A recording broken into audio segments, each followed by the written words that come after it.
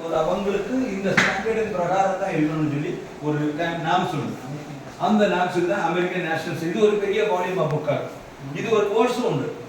BTech முடிச்ச பிறகு இந்த ஆன்சி ஏபி இப்படி எல்லாம் படிப்பாங்க, அடிஷனல் கோர்ஸ்.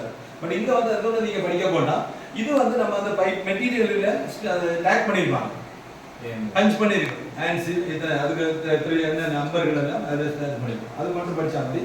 அடுத்து ஏஎஸ்எம்பி, இது ஒரு கோர்ஸ் தான். அமெரிக்கன்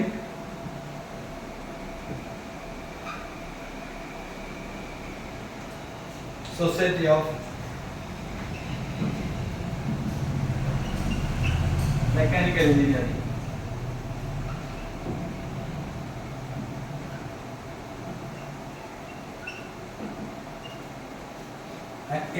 ஏஎஸ்எம்பி ஆஸ்மின்னு சொல்லுவாங்க. ஆஸ்மியும் அது ஒரு கோர்ஸ் உள்ளதான்.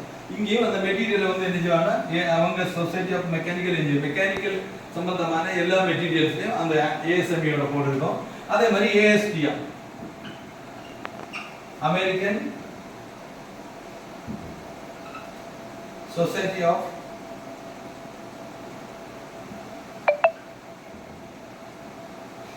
For testing material.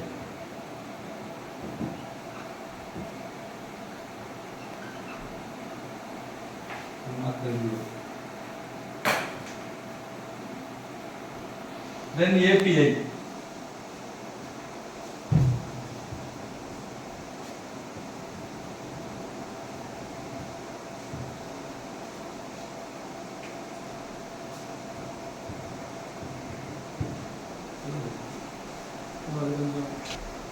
Petroleum Institute.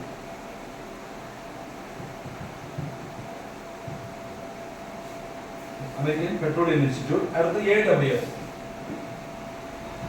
இதுல ஸ்டாண்டர்ட்ஸ்ல கோர்ஸ் அண்ட் ஸ்டாண்டர்ட்ஸ் உண்டு. ஒவ்வொரு இதுக்கு எல்லாமே நமக்கு ஒவ்வொரு ஃபிட்டிங்ஸுக்கும் ஒவ்வொரு கோட் வரும். அதான் வச்சிருக்கேன். American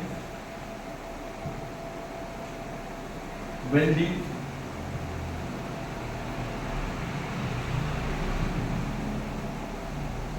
society.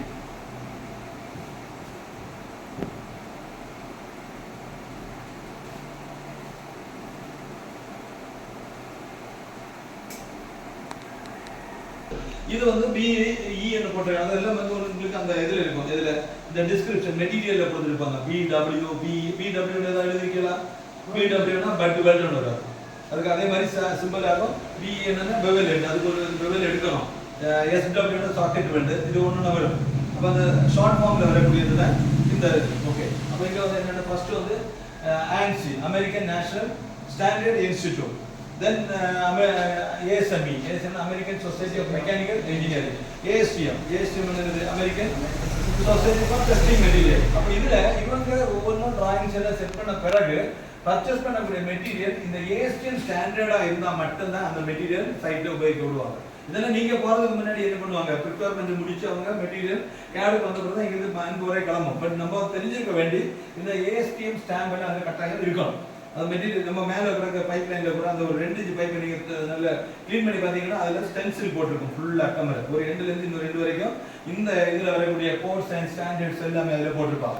ஸோ அதே மாதிரி தான் உங்களுக்கு வந்து என்னது அமெரிக்க பெட்ரோலியம் ப்ராடக்ட் வரக்கூடியதுக்கு மட்டும் API ரெக்கமெண்ட் பண்ணுவாங்க. API அமெரிக்கன் பெட்ரோலியம் இன்ஸ்டிடியூட்டோட அவங்க ரெக்கமெண்டேஷன் படி தான் டிராயிங், அவங்க ரெக்கமெண்டேஷன் தான் சைஸ் ஆஃப் த பைப், என்ன மெட்டீரியல், எந்த CSA SSA NTCS எந்த material போடணும்னாலும் the API will be recommended to you. Okay, அது வந்து பெட்ரோலியம் ப்ராடக்ட்டுக்கு மட்டும்.